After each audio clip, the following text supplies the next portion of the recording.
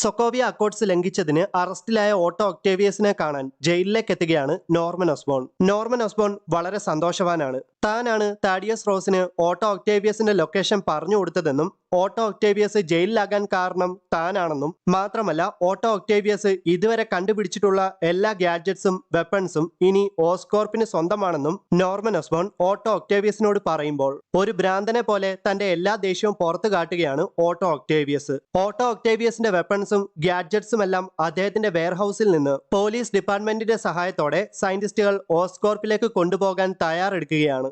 ഇതേ സമയത്ത് അതെല്ലാം വാച്ച് ചെയ്തുകൊണ്ട് ബിഗ് ഡോണോവനും ലോണി ലിങ്കണും ബുൾഡോസറും ഒരു കാറിൽ ഇരിക്കുകയാണ്. സ്കോർപ്പിയൻസുമായിട്ടുള്ള പോരാട്ടത്തിൽ എങ്ങനെയെങ്കിലും ദ 110th സ്ട്രീറ്റ് ഗ്യാങ്ങിന് വിജയിക്കണം. അതിനു വേണ്ടിയിട്ട് ഓട്ടോ ഒക്ടേവിയസിന്റെ വെപ്പൺസ് ഓസ്കോർപ്പിലേക്ക് കൊണ്ടുപോകുമ്പോൾ അതൊക്കെ കൈക്കലാക്കാനാണ് ബിഗ് ഡോണോവന്റെ ഉദ്ദേശം. അങ്ങനെ പോലീസിന്റെ അകമ്പടിയോടെ സയന്റിസ്റ്റുകൾ ഓട്ടോ ഒക്ടേവിയസിന്റെ വെപ്പൺസ് ഓസ്കോർപ്പിന്റെ ട്രക്കിൽ ഓസ്കോർപ്പിലേക്ക് കൊണ്ടുപോകുമ്പോൾ ആ ട്രക്ക് ഹൈജാക്ക് ചെയ്യാനായിട്ട് ദ 110th സ്ട്രീറ്റ് ഗ്യാങ് ശ്രമിക്കുന്നു.